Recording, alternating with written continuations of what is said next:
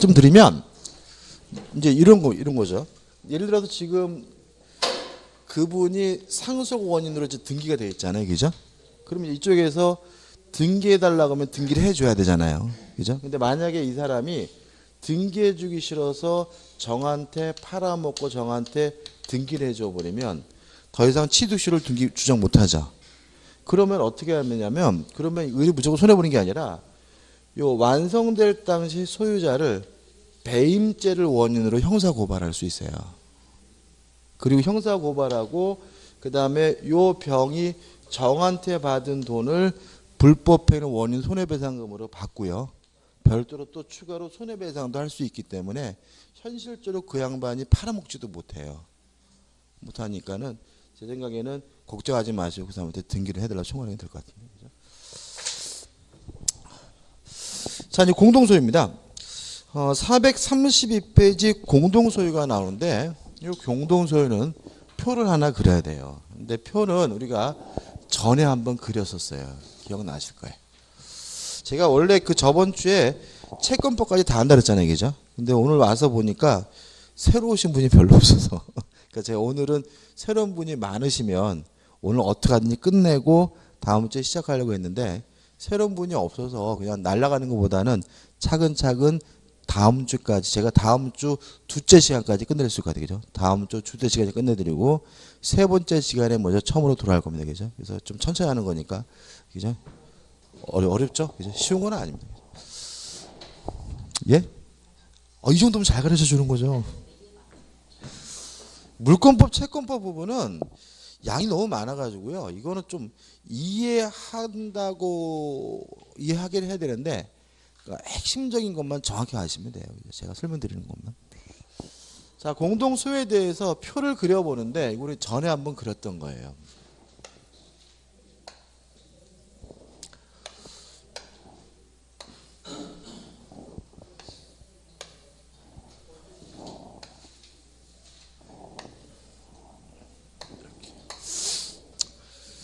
일단 공동소유는 총 3가지가 있습니다. 종류는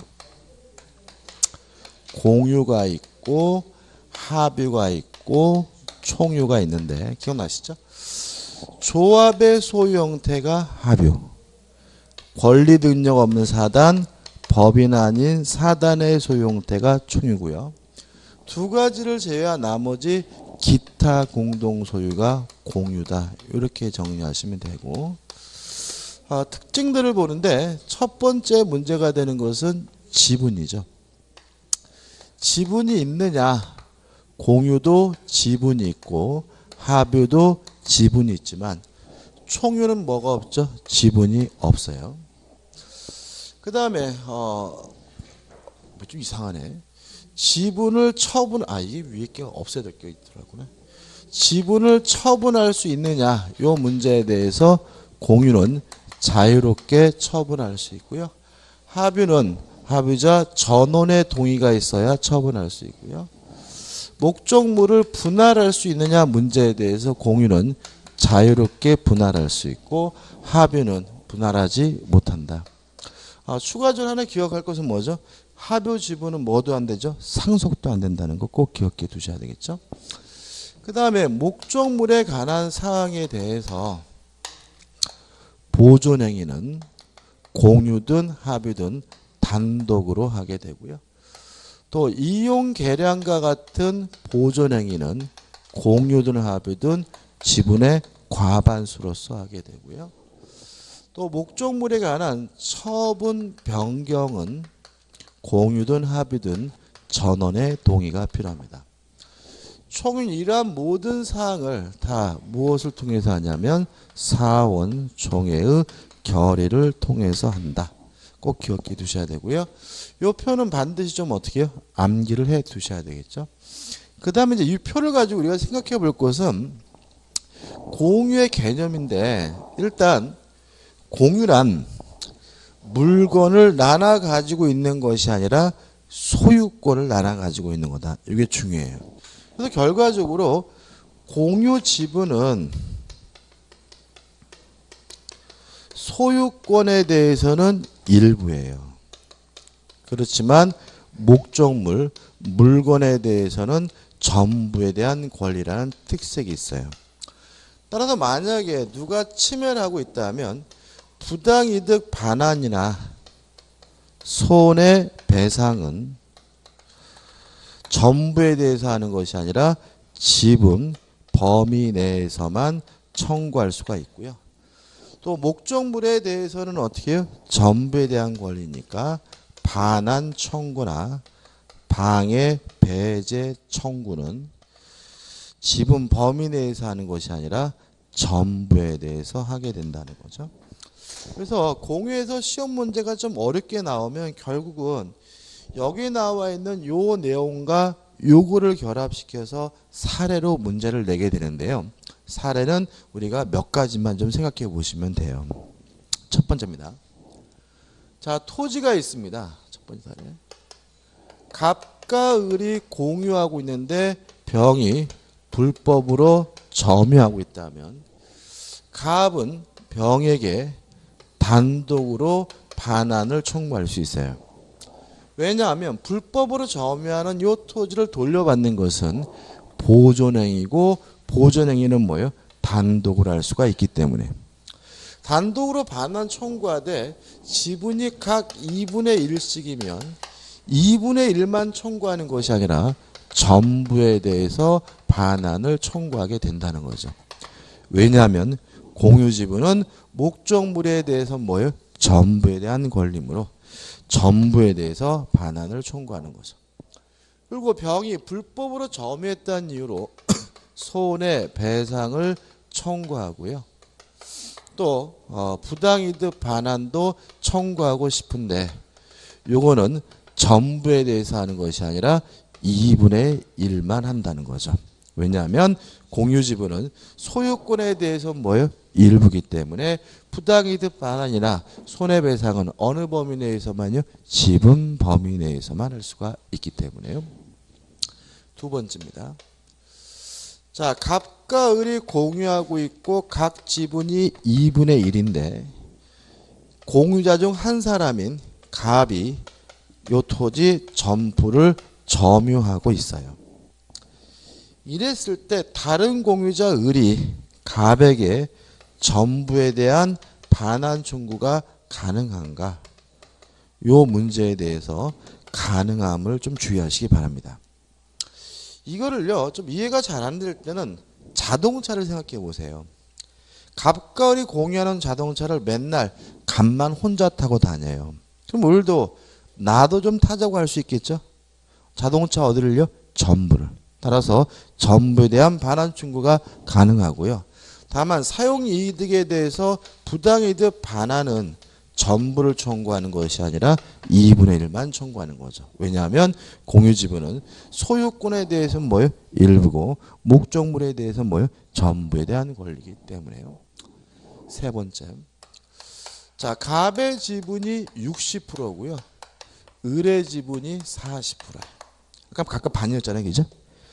자, 이런 상태에서 갑이 현재 혼자서 요 토지를 전부 점유하고 사용 수익하고 있다면 을은 갑에게 첫째 반환 청구할 수는 없어요. 일부든 전부든 간에. 자, 왜냐하면 토지를 점유 사용하는 것은 이용행위로서 지분의 과반수로서 결정하잖아요. 근데 갑의 지분이 몇 퍼센트예요? 60%. 60%니까 나 혼자 점유하고 사용 수익하겠다라고 결정해도 우리 막을 방법은 없는 거예요. 따라서 을은 갑에게 반환 청구할 수는 없고요. 다만 그 갑의 사용 이득에 대해서만 부당이득을 몇 퍼센트예요? 40% 범위에서만 청구할 수가 있습니다. 이해되시죠? 마지막 네 번째입니다. 갑의 지분이 60%고요. 을의 지분이 40%인데 현재 이 토지를 병이 점유하고 사용 수익하고 있는데 왜 병이 점유하고 있냐면 갑과 임대차 계약을 해서요. 다시 말하면 병이 임차인으로 점유하고 있을 때는 이때 을은 갑의 병에게 아무것도 청구하지 못합니다. 일단 반환 청구하지 못합니다.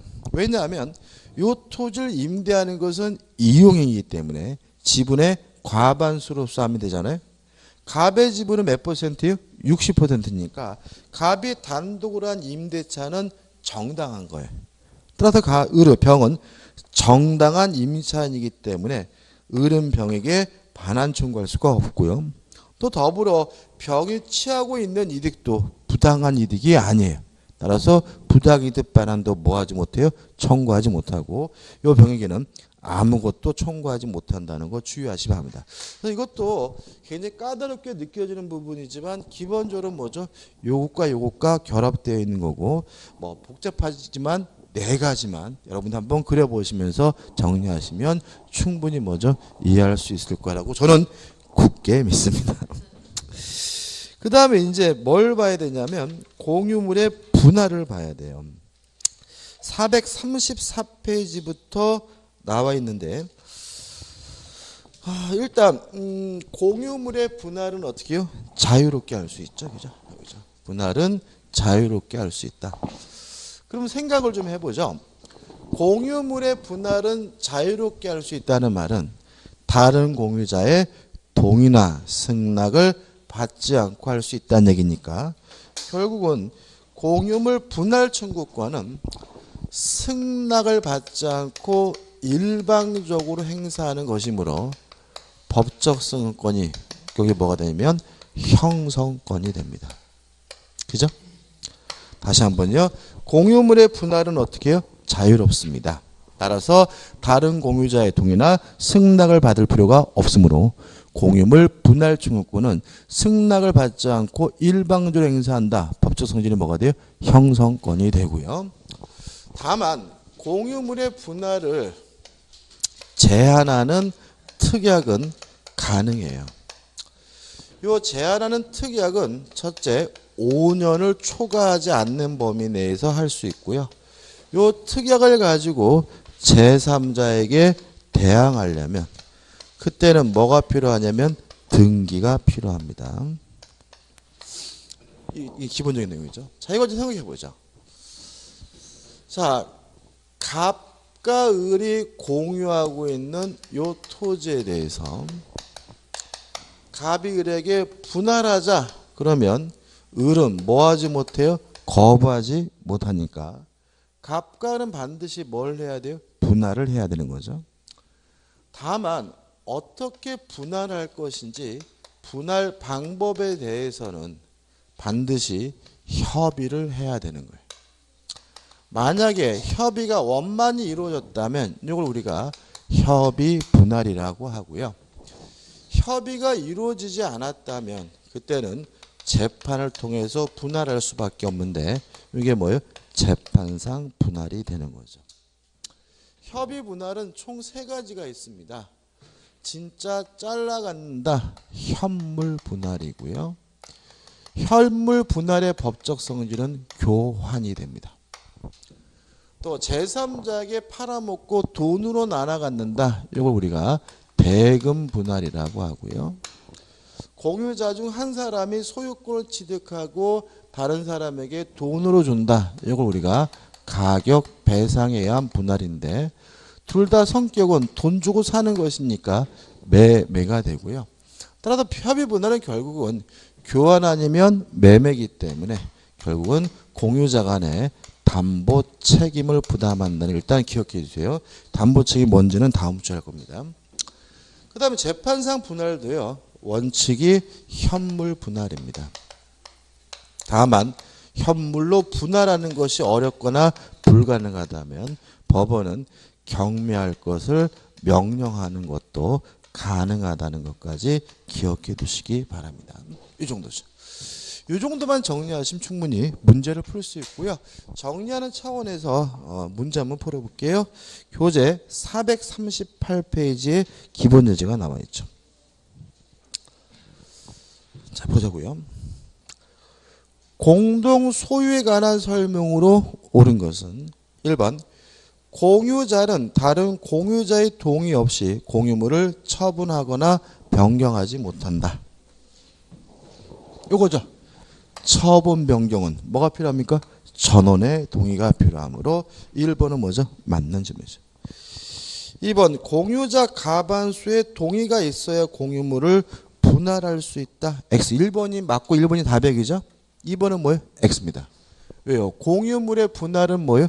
자유롭다는 말은 다른 공유자의 동의 없이도 뭐 할 수 있어요? 분할할 수 있으므로 2번은 뭐죠? X죠. 3번 합유물에 관해 격려된 원인무의 소유권 이전 등의 말소를 구하는 소송입니다. 소송. 자, 그러면 보존행위겠죠. 그죠? 무효인 등기를 말소해달라고 소송을 제기하는 것은 뭐예요? 보존행위인데 보존행위는 공유든 합유든 어떻게 할 수 있어요? 단독으로 할 수가 있으므로 합유자 전원이 청구하여야 한다. X죠. 4번 총유재산의 보존에 관한 소송은 구성원 각자가 단독으로 할 수 있다. X죠. 총유물에 관한 모든 사항은 무엇을 통해서요? 사원총회의 결의. 특히 보존행위도 총유물은 단독으로 하는 것이 아니라 무엇을 통해서요? 사원총회의 결의를 통해서만 해야 되니까 4번도 뭐예요? X죠. 5번 공유물의 관리에 관한 사항. 관리는 뭐죠? 이용계량입니다. 그렇죠? 이용계량은 어떻게 결정합니까? 지분의 과반수로.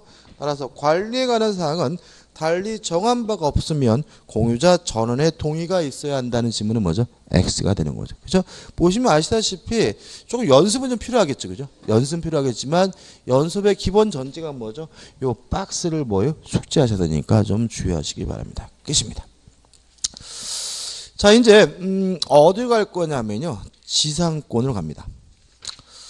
일단 지상권 해가지고 교재 몇 페이지냐면 443페이지가 나오는데 일단 지상권에 대해서는요. 우선 뭐가 중요하냐면 개념이 좀 중요합니다. 최근에는 개념에서 시험 문제 잘 내요.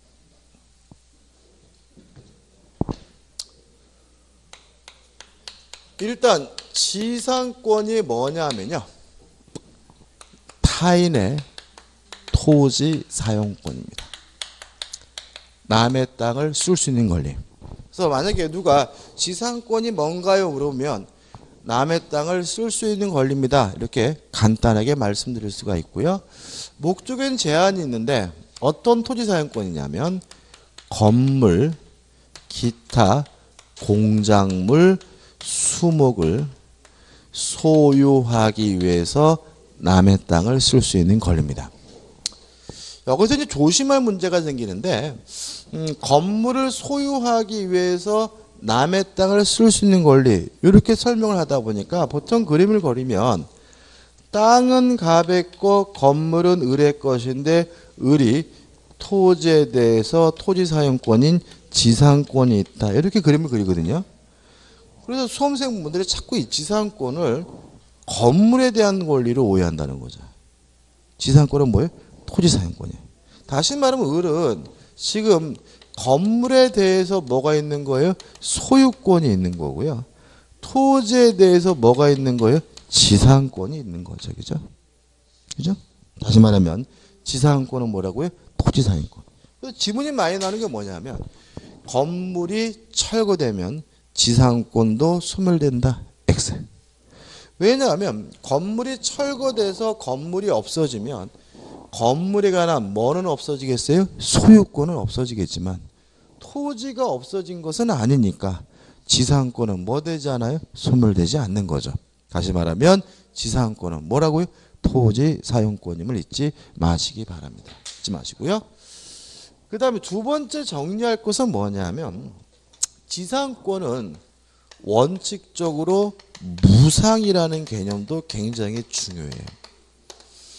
그러니까 우리는 상식적으로 남의 땅을 쓰면 당연히 뭐예요? 사용료를 내야 된다는 생각이 있기 때문에 원칙이 무상이라는 것이 굉장히 개념적으로 안 와닿아요. 그래서 잘 내는데 원칙적으로 어떻게 해요? 무상입니다. 따라서 원칙이 무상이기 때문에 지료를 지급하기로 하는 별도의 특약이 존재해야 비로소 지료를 달라고 뭐 할 수 있냐면 청구하는 것이 가능해요. 따라서 지료 지급에 관한 특약이 없다면 지료를 뭐 하지 못하는 거예요? 청구하지 못하는 거고요. 두 번째 지료 지급에 관한 특약이 있어야 증액을 청구하는 것도 뭐예요? 가능한 거죠.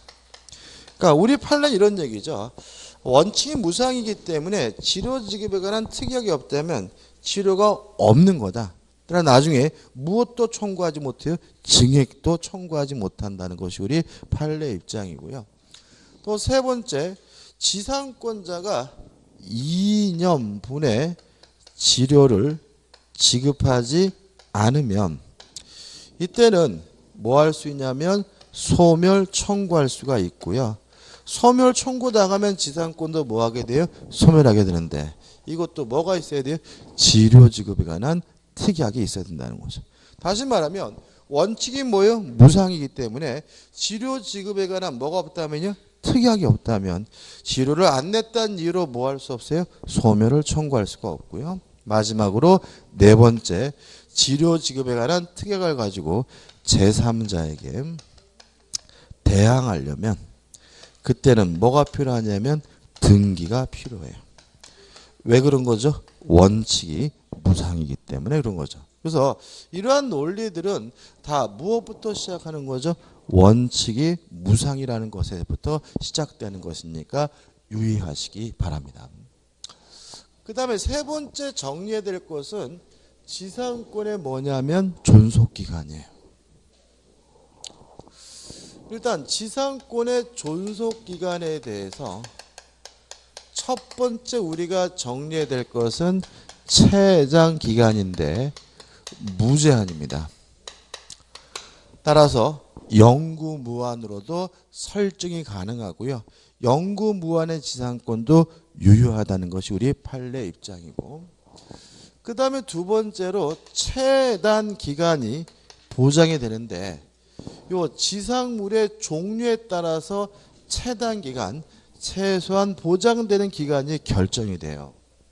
첫째, 지상물이 견고한 건물이나 수목의 소유를 목적으로 하면 최소한 몇 년이 보장이 되냐면 30년이 보장이 되고요.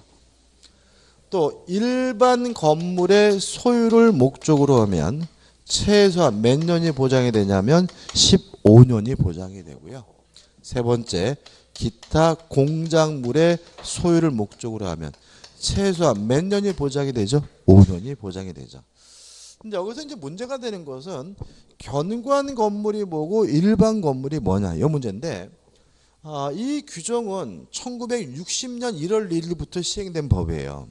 그러니까 50년대 만들어진 법인데 50년대 우리나라의 일반적인 건물은 뭐였냐면요, 초가집이었어요. 그래서 이 법은 초가집은 뭐예요? 일반 건물, 기와집은 견고한 건물, 이런 시각으로 만들어진 조문이기 때문에 현대적인 시각에서 보면 대부분의 건물은 다 뭐가 돼요? 견고한 건물이 되고요. 따라서 일반적으로 지상권은 최소한 몇 년이 보장이 되는 꼴이 돼요? 30년이 보장이 되게 됨을 주의하시기 바랍니다. 그 다음에 마지막입니다. 마지막으로 지상권이 소멸됐어요. 특히 지상권이 존속기간이 만료됐다는 사유로 소멸하면 지상권자는 한 번 더 합시다, 갱신을 청구할 수가 있어요. 물론 갱신 청구에 대해서 지상권 설정자가 좋다라고 한다면 갱신이 되는데, 지상권 설정자가 싫다라고 거부를 하면 이제 지상권자는 내 건물 사라는 지상물 매수를 청구할 수가 있고요. 이 지상물 매수 청구권의 법적 성질은 형성권이기 때문에 지상권 설정자는 거부하지 못하고 건물을 뭐 해줘요? 사줘야 됩니다. 다 한 겁니다. 다 한 건데 이거 좀 많지 않죠, 그죠? 좀 기억해 두시고, 마지막으로 이 지상권에 관한 민법 규정은 다 뭐냐면 강행 규정이에요. 따라서 특약으로도 뭐 할 수 없어요? 배제할 수 없다는 거 유의하시 바라고, 기억을 돕는다는 차원에서 사례를 하나 소개시켜 드릴게요. 과거 이런 일이 많았어요. 사례. 갑이라는 사람이요, 토지, 나대지를 가지고 있는데 빈 땅이에요. 건물을 칠까 말까 고민 중인데, 왜냐하면 요새 불경기여서 건물 줘도 임대도 안 나고 팔리지도 않을 것 같아요. 그죠? 고민하고 있었는데 어느 날 을이란 놈이 나타나가지고 땅 좀 빌립시다 그런단 말이죠. 그래서 갑이 처음엔 싫다 그랬어요. 근데 을이 어떤 제안을 하냐면 저한테 땅을 빌려주시면 내 돈으로 식당 건물을 신축을 해서 5년간 운영을 한 후에 이 건물을 당신에게 무상으로 양도하겠습니다 라고 하는 거죠. 이해되시죠? 그죠? 지금 갑의 땅을 빌려서 지 돈으로 뭘요? 건물을 짓고 그 건물을 5년 동안 뭘요? 식당을 운영한 후에 5년 후에는 뭐죠? 공짜로 뭐죠? 주겠다는 거예요. 그러니까 갑의 입장에서는 혹하죠. 그죠? 혹하잖아요. 그죠? 그래서 갑이 걱정돼서 아이 그러면 5년 만에 건물값은 다 뽑으십니까? 그랬더니 걱정하지 말라는 거죠. 그래서 어떻게 을이 갑이 웬 떡인가 싶어서 어떻게 해요? 계약을 하고 을이 갑의 땅에다 무엇을요? 건물을 신축하게 된 거죠. 근데 어느 날 을이 건물을 막 짓고 있는데 갑한테 와서 그러는 거예요. 지상권 좀 설정해 주세요. 그런단 말이죠. 근데 갑은 지상권이라는 거 처음 들어봤어요. 뭔 권리요? 그랬더니 모르시는군요. 저처럼 남의 땅에다가 건물을 소유하게 되면 갖게 되는 권리가 뭐예요? 지상권입니다 라고 한단 말이죠. 알아봤더니 을의 말이 맞는 것 같아요. 그래서 좋다 해가지고 갑이 을에게 무엇을 했어요? 지상권을 설정해 준 거죠. 이해되시죠? 그러고 나서 이제 5년이 됐어요. 5년이 돼가지고 이제 갑이 을한테 가서 안녕하세요. 5년 끝났으니까 건물 주시고 나가야죠. 그랬더니 을이 지상권은 최단 기간이 보장이 되는데 견고한 건물의 소유를 목적으로 하면 30년입니다. 이런단 말이죠. 그러니까 이제 을이 갑이 환장하는 거죠. 뭔 개소리야. 네가 5년 동안 쓰기로 했잖아. 지상권에 관한 민법 규정은 강행 규정이기 때문에 특약으로도 뭐 할 수 없어요? 배제할 수 없어요. 다시 말하면 5년이라는 기간은 강행법규 위반유에서 무효라는 거죠. 을이 갑이 알아봤더니 을 말이 맞는 거예요. 그래서 이런 거지 같은 법이 다 있나 싶은 거죠. 그죠? 제가 올해 51세거든요. 51인데 30년이 지나면 몇 살이 됐어요? 81 된 거죠. 그죠? 완전 꼬부랑 할아버지 됐겠죠. 그죠? 그래서 제가 30년이 돼가지고 다시 이제 을을 찾아가. 야, 그지 같은 놈아. 30년 됐으니까 나가. 그랬더니 한 번 더 합시다 그러는 거겠죠. 뭔 미친 소리 자식아. 내가 지금 81인데 30년 더 하면 자식아 내가 111 임마 내가 그때 살아있긴 하겠네 자식아. 싫어 그랬더니 이런 거죠. 존속기간의 만료로 소멸하면 지상권자는 뭐 할 수 있어요? 한 번 더 합시다 뭐예요? 갱신을 청구한 거죠. 근데 제가 뭐예요? 싫다고 거부했더니 이놈이 내 건물 사쇼 그런단 말이죠. 뭐 한 거예요? 지상물 매수로 청구한 거죠. 그랬더니 제가 뭐라 그랬어요? 야 임마 네가 처음에 무상으로 주기로 했잖아 자식아. 그랬더니 뭐라 그래요? 지상권에 관한 민법 규정은 강행 규정이므로 특약으로도 뭐 할 수 없어요? 배제할 수 없습니다. 무상으로 양도하기로 한 계약 무효예요. 따라서 반드시 뭘 해줘야 돼요? 사줘야 되는 거겠죠. 그죠? 갑이 완전 당한 거죠. 그죠? 당한 거죠. 그죠? 그래서 지금 갑은 어떻게 해요? 30년 동안 이 땅한 이놈한테 뭐 뺏긴 셈이고 그러고 나서 다 망가진 건물까지 뭐 해줘야 될 판이에요? 사줘야 될 판이잖아요. 그죠? 그래서 갑이 알아봤더니 웃기게 이놈 말이 맞다는 거예요. 그래서 어떻게 해요? 네가 법을 잘 알아보는데 내가 좋다. 네가 그러니까 내가 당한 거지만 건물 사주겠다. 그 대신 너 내 땅을 30년 동안 썼으니까 지로 내놔. 라고 했더니 을이 갑에게 뭐랍니까? 지상권은 원칙적으로 무상입니다. 지료지급에 관한 특약이 없다면 지료를 뭐 하지 못합니까? 청구하지 못합니다. 이 지상권이 굉장히 특이해요. 그래서 항상 우리가 보통 그 사기는 아니고 법을 이용한 사기는 아닌데 보통 이런 일을 당하게 되는 경우 불합리한 결을 당하는 경우가 뭐냐면 법을 잘 모르고요. 특히 이 어르신들이 이런 경우가 많은데 계약만 잘하면 되는 줄 알아요. 아무리 그 계약을 나에게 유리하게 체결했다 하더라도 그것이 강행법규 위반되는 거라면 아무짝에도 쓸모가 없는 거예요. 그렇지 않습니까? 그죠? 따라서 항상 계약을 잘하면 장땡이다. 나한테 유리하게 계약하면 끝이다라고 생각하는 것은 뭐예요? 진짜 잘못된 생각이고요. 특히 이거는 토지 임대차도 비슷한 일이 벌어질 수가 있기 때문에 나대지가 있을 때 땅을 남한테 빌려줄 때는 반드시 전문가하고 뭐 하셔야 돼요? 상의하셔야 돼요. 특히 농지 같은 경우에는 농지법 위반으로 형사처벌까지 갈 수도 있기 때문에 반드시 전문가와 상의를 하셔가지고 빌려줄지 말지를 결정해야 되고, 그냥 대충 아는 거로 그냥 계약만 잘하지 했다가 큰 거 다칠 수가 있으니까 조심하시기 바랍니다. 기억할 수 있겠죠, 그죠? 꼭 기억해 두시고. 그 다음에 이제 뭘 봐야 되냐면은 450페이지 오시면 특수지상권이 나오는데 452페이지 관습법상 법정지상권을 봐야 돼요. 452페이지 뭐죠? 관습법상 법정지상권. 자, 보시다시피 이런 거 흔할까요? 지상권도 물권이니까 설정 계약을 하고 등기람으로써 발생하는 거잖아요. 이 갑은 을은 완전히 당한 거잖아요. 그죠? 갑이 당한 거잖아요. 그죠? 흔하지 않겠죠? 어떤 바보가 자기 땅에다가 능동적으로 지상권이라는 이상한 권리를 설정해 주겠어요. 그죠? 그래서 일제로 일반 지상권은 흔하지 않아요. 그래도 지상권 굉장히 흔한데 왜 그러냐면 지금 보려고 하는 법정 지상권 때문에 그래요. 다시 말하면 법정 지상권이라는 건 결국 뭐냐면 당사자 간에 뭐가 없더라도요. 계약이 없더라도 법률 규정에 의해서 뭐가 발생하냐면 지상권이 당연히 발생하는 경우를 말하고요. 그래서 일반적으로 우리가 흔히 지상권이라고 문제되는 경우에는 보통 법정 지상권이 문제되는 경우니까 좀 생각을 해봐야 되고요.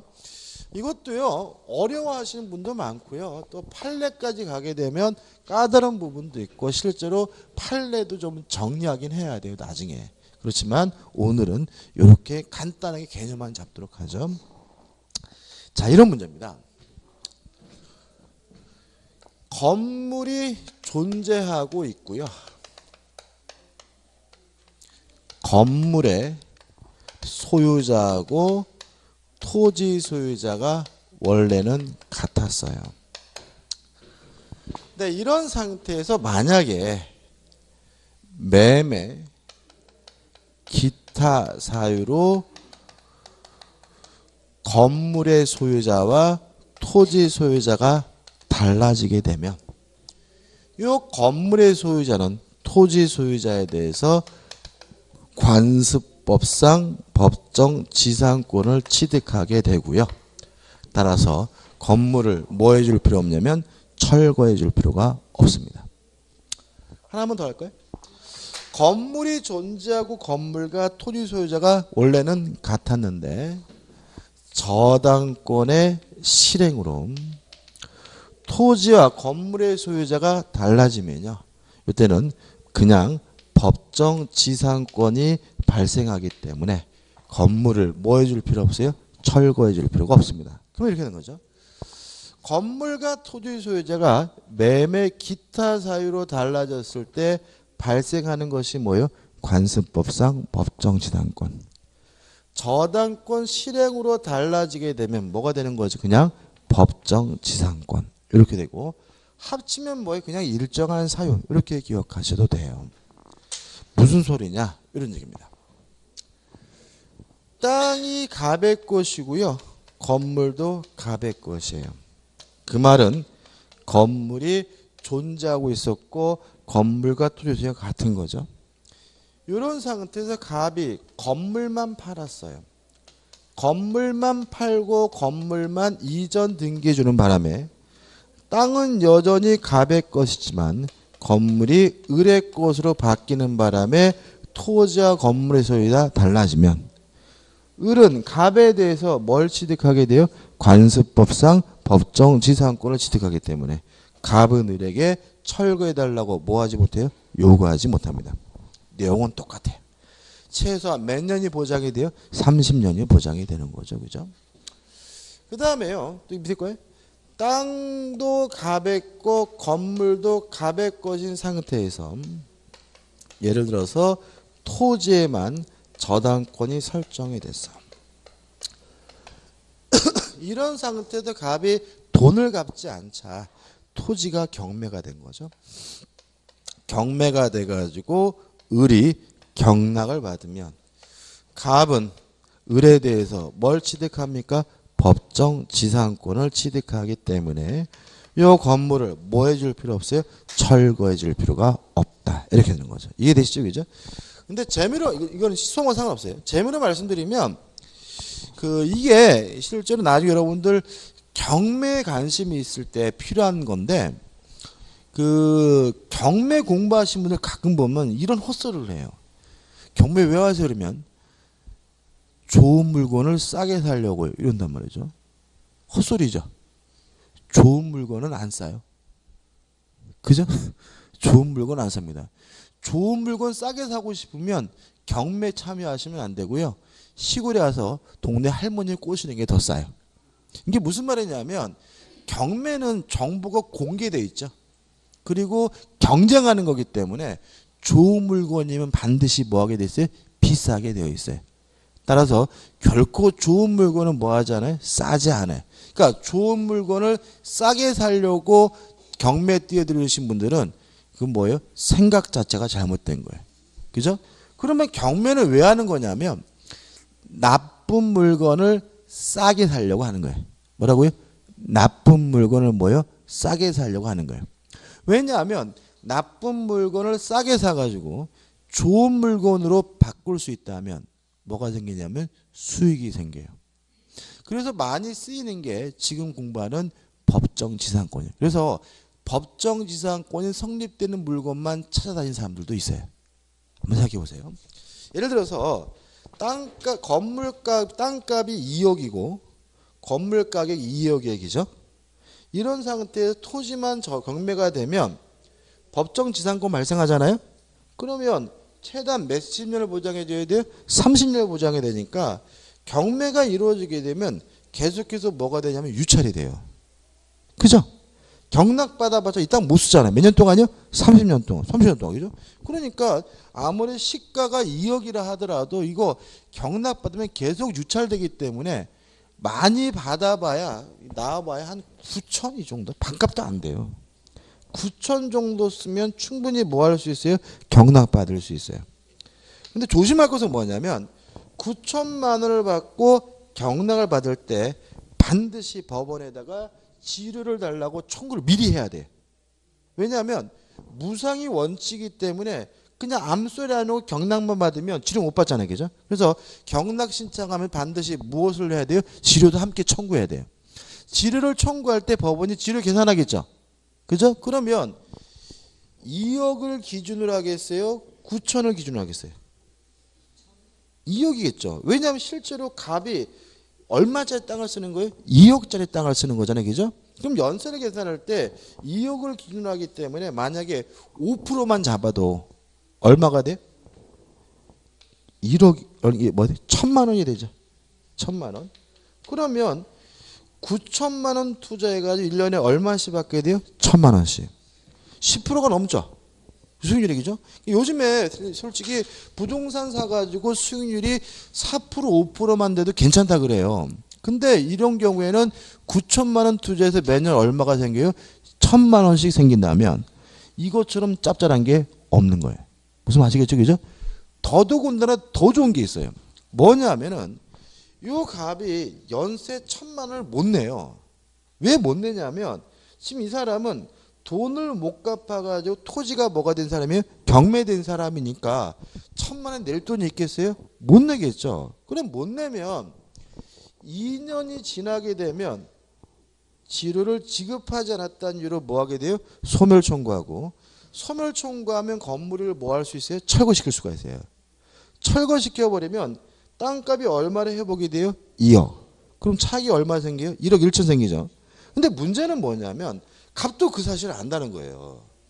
알기 때문에 2년 되기 전에 을을 찾아와요. 제발 좀 건물 좀 사라고. 내가 이거 아무리 해도 내가 이 지료를 마련할 방법이 없다고. 그러면 갑이 뭐라 그래요? 아이고 안 사요 아저씨 그런단 말이죠. 그래가지고 어떻게 해요? 가격을 후려치게 돼요. 그래서 뭐 2억짜리 건물이면 진짜 넉넉 잡고 한 1억 5천이면 사요. 1억 5천 그죠? 그럼 얼마예요? 9천 투자하고 2억 4천이죠? 2억 4천 투자했는데 건물까지 사서 같아지면 얼마가 돼요? 4억이니까 얼마 벌었어요? 1억 6천 벌었죠, 그죠? 그래서 이게 이 법정 지상권이 아까 할 때는 와 지상권 골 때린 권리네. 그렇지만 오히려 이 지상권이 땅 주인에게 뭐예요? 수익을 창출할 수 있는 길을 제공할 수 있어요. 그래가지고 이게 최근에는 그러니까 경매를 뭐 좋은 물건을 싸게 산다는 끔이 끝나니까 그 시대는 없고 나쁜 물건을 뭐죠? 싸게 사가지고 어떻게 만들면 좋게 만들면 그죠? 이건 왜 나쁜 거예요? 토지와 건물의 소유주가 불을 치 나쁜 거니까 일치시키면 원래 부동산 가격이 뭐가 돼요? 회복이 되기 때문에 큰 소득이 발생할 수 있고 그래서 법정지상권이 그런 이유로 아주 관심 갖고 있는 분야니까 시험 문제 잘 내요. 기억할 것은 먼저 간단합니다. 건물이 있고 건물과 소유자 원래는 어떻게 해요? 같았는데 매매 기타 사유로 달라지면 발생하는 권리가 뭐죠? 관습법상 법정지상권. 저당권 실행으로 인해서 달라지게 되면 뭐가 생깁니까? 법정지상권이 발생한다는 거 기억해 두시기 바랍니다. 자 이제 453페이지의 오늘의 마지막이 뭐죠? 지역권이 나오고 있죠. 지역권.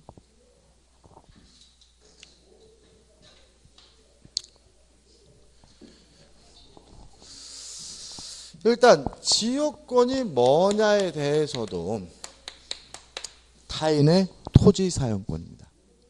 남의 땅을 쓸 수 있는 권리라는 점에서는 같은데 목적이 다르죠.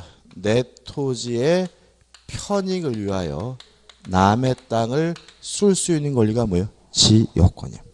그래서 아까 지상권은 건물과 토지 간의 문제라면 지역권은 뭐와 뭐에 관의 문제예요? 토지와 토지 간의 문제임을 말할 수가 있고요. 보통 그림을 그리게 되면 이렇게 그려요. 도로가 있고요. 도로가 있고 여기는 갑의 땅, 여기는 을의 땅인데 갑의 땅을 통행하기 위해서 갑의 땅에다가 통행할 수 있는 권리를 설정하면 을의 땅, 요 토지를 뭐라 그러냐면 요역지라고 하고요. 남의 땅, 타인의 토지, 요 토지를 뭐죠? 승역지라고 합니다. 주의하실 것은 지역권이라는 권리가 발생하려면 반드시 뭐가 필요하냐면 설정 계약과 설정 등기가 필요해요. 설정 계약을 하고 등기까지 해야 뭐가 생기는 거예요? 지역권이 생기는 거예요. 그럼 여기서 우리가 뭘 생각할 수 있냐면 지역권은 없는 권리예요. 있지 않아요. 전 못 봤어요. 자, 왜 그러냐면 우리가 아까 말씀드린 것처럼 맹지면 뭐가 인정이 돼요? 주의투의 통행권이 인정되잖아요. 그럼 뭐 할 필요 없어요? 등기할 필요가 없어요. 근데 이 지역권이라는 권리는 땅 주인하고 계약도 하고 뭐까지 해야 돼요? 등기까지 해야 되는데 요 갑이 대가리에 총을 안 맞았는 이상 절대로 뭘 안 해줘요? 등기를 안 해줘요. 그래서 지역권은 뭐 하지 않습니까? 현실적이지 않습니다. 그래서 지역권을 공부할 때는 너무 현실과 결합시키지 않으셨으면 좋겠고 이건 그냥 이론적으로만 접근한다고 생각하시면 돼요. 그래서 지역권은 뭐만 조심하시면 되냐면 개념하고 성질을 좀 조심하시면 돼요. 첫 번째, 요역지는 그림처럼 한 필지 토지여야 하고요. 편익을 주는 승역지는 한 필지 토지의 뭐예요? 일부라는 거 좀 주의하시기 바라고요. 또 지상권의 차이점은 지상권은 뭐였죠? 건물 등을 소유하기 위해서 남의 땅을 쓸 수 있는 권리인데 지역권은 토지의 편익을 위하여 남의 땅을 쓸 수 있는 권리이기 때문에 지역권은 요 토지로부터 편익이 필요한 사람이라면 소유자뿐만 아니라 전세권자도 지상권자도 임차권자도 다 무엇을 가질 수 있냐면 지역권을 가질 수 있어요. 다시 말하면 지상권은 원칙적으로 건물 등의 소유자가 갖는 권리지만 지역권은 소유자든 전세권자든 다 가질 수 있다. 목적에 제한이 없다. 비한정성이라고 해요. 그 다음에 또 지역권은 어떤 특징이 있냐면 비배타성이라는 특징도 있어요. 자, 이게 무슨 말이냐면 예를 들어서 A라는 건물에 대해서 갑이라는 사람이 소유권이 이미 있으면 다른 사람이 중복해서 요 토지에 대해서 뭘 가질 수 없어요? 소유권을 가질 수는 없는 거죠. 왜냐하면 소유권과 같은 물건은 배타성이 있기 때문에 똑같은 물건에 똑같은 종류의 물건이 중복해 성립하는 것을 막아요. 그렇지만 지역권은 배타성이 없기 때문에 똑같은 토지에 똑같은 내용의 지역권이 중복해서 존재할 수가 있는 거예요. 예를 들어서 여기 땅이 하나 더 있어요. 병의 땅이. 병도 갑을 만나가지고 요 땅에다가 설정 계약을 하고 등기를 하면 병도 요 땅에 대해서 뭘 가질 수 있어요? 지역권을 가질 수 있거든요. 그러면 똑같은 토지에 똑같은 내용의 지역권이 중복해도 존재할 수 있으니까 지역권은 뭐가 없는 거죠? 배타성이 없다. 비배타성을 띠는 거죠. 따라서 이제는 지역권은 뭐죠? 공용성을 떠요. 이게 무슨 말이냐면 이제부터 이 땅은 을도 다닐 수 있고 병도 다닐 수 있고요. 물론 갑도 을과 병의 통행에 방해되지 않는 범위에서 여전히 이 토지를 뭐 할 수 있어요? 사용하고 수익할 수가 있으니까 함께 땅을 쓴다 뭐가 되죠? 공용성을 띠게 되는 거죠. 그 다음에 지역권은 부종성, 수반성이 있어요. 자, 이게 무슨 말이냐면 자, 지금 을이 지금 요역지에 대해서는 소유권이 있고요.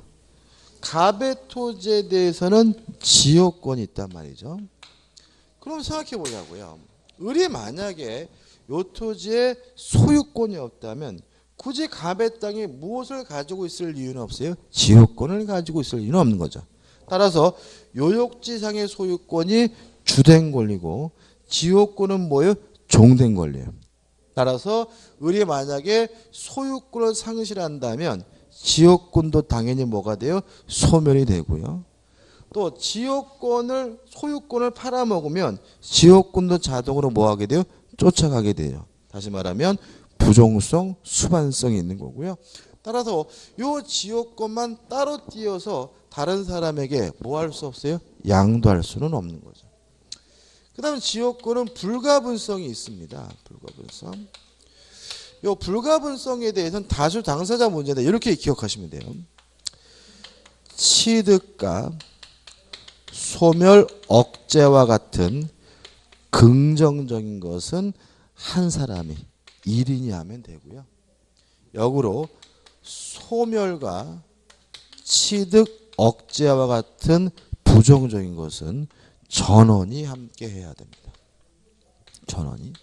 자, 이런 얘기입니다. 자, 이 땅이 을과 병 두 사람의 공유예요. 근데 을 혼자서 갑을 만나서 요 땅의 통행지역권을 취득했다면 을만 다니는 게 아니라 병도 다닐 수 있는 거예요. 다시 말하면 취득은 몇 명이 하면 돼요? 한 사람만 하면 되는 거죠. 근데 을과 병이 지역권을 이미 갖고 있어요. 갖고 있는데 을이 갑을 만나서 나 지역권 포기하겠다고 하더라도 병의 지역권은 소멸하지는 않는 거예요. 왜냐하면 소멸과 같은 부정적인 것은 뭐예요? 전원이 함께 해줘야 되는 거죠. 이해되시죠? 그죠? 그 다음에 지역권의 존속기간이 뭐니 이런 내용에 대해서는 민법에 아무런 규정이 없고요. 조심할 것이 지역권에 뭐냐면 취득시효예요. 자, 아까 말씀드렸던 것처럼 취득시효하려면 점유하고 있는 상태에서 20년 지나야 뭐 할 수 있는 거예요? 취득시효할 수 있는 거잖아요. 근데 문제는 지역권은 뭐 하지 못하는 권리예요? 점유하지 못하는 권리죠. 다시 말하면 을이 갑의 땅을 다닌다고 해서 이 땅을 을이 점유하는 건 아니에요. 여전히 누가 점유하고 있는 거죠? 갑이 점유하고 있는 거거든요. 따라서 지역권은 점유를 못하기 때문에 우리 민법은 뭘 요구하냐면 계속되고 표현될 것을 요구하는 거죠. 다시 말하면 점유가 아니라 계속되고 표현된 상태에서 몇 년 지나면요? 20년 지나면 취득시효하게 되는데 계속이 굉장히 애매하죠. 얼마나 다녀야 계속 다니느냐? 요 문제에 대해서 우리 판례는 통로를 개설해야 된다. 다시 말하면 다니는 게 중요한 게 아니라 뭘 만들어 놨어야지만요. 통로를 만들어 놨어야 되고 통로가 개설된 상태에서 몇 년이 돼야지만요. 20년이 되지만 취득 시효할 수 있다는 거 기억해 두시기 바라고요. 또 지역권은 점유하지 못하는 권리라는 말 속에서 지역권을 이유로 한 반환 청구권은 인정되지 않는다는 것도 알 수 있죠. 자, 지역권은 뭐예요? 물권이 용익 물권이죠. 따라서 물권적 청구권이 인정이 될 텐데 지역권이 점유하지 못한다는 말은 결국은 나에게 달라고는 뭐 할 수 없어요? 청구할 수 없다는 거죠. 그래서 지역권은 방해 제거와 방해 예방만 할 수 있을 뿐 무엇은 할 수 없습니까? 반환 청구권 행사하지 못한다는 거 기억해 두시기 바랍니다. 여기까지고요. 교재 내용 한번 좀 읽어보셔야 되고요. 정리한 의미에서 문제를 풀어보도록 하죠. 예. 그럴 필요는 없죠. 예를 들어서 자 보세요. 그럴 필요 없어요. 자 여기 땅이 하나 더 있어요. 예를 들어서 무땅이. 근데 무땅이 도로로 나가기 위해서는 여기다가 지역권 설정하고 여기다 지역권 설정하면 나갈 수 있겠죠. 그 말은 갑과 무의 땅은 뭐 하지 않고 있어요? 인접하고 있지 않더라도 뭐가 가능한 거죠? 지역권 설정이 가능한 거죠. 그죠? 자, 458페이지 주시면 기본 예제가 나와 있죠. 풀어볼게요. 지역권에 관한 설명으로 옳지 않은 것은 1. 공유자 1인의 지역권을 취득한 때는 다른 공유자들을 취득한다. 5. 왜요? 취득은 몇 명만 하면 돼요? 한 사람만 하면 되니까. 2번 지역권자에게는 승역제 반환 청구권이 인정되지 않는다. 5. 지역권은 스스로 뭐하지 못하는 권리예요? 점유하지 못하는 권리니까 뭐가 없죠? 반환 청구권이 없죠. 3번 요역지 수인의 공유인 경우에 그 1인에 의한 지역권 소멸시효 중단 또는 정지예요.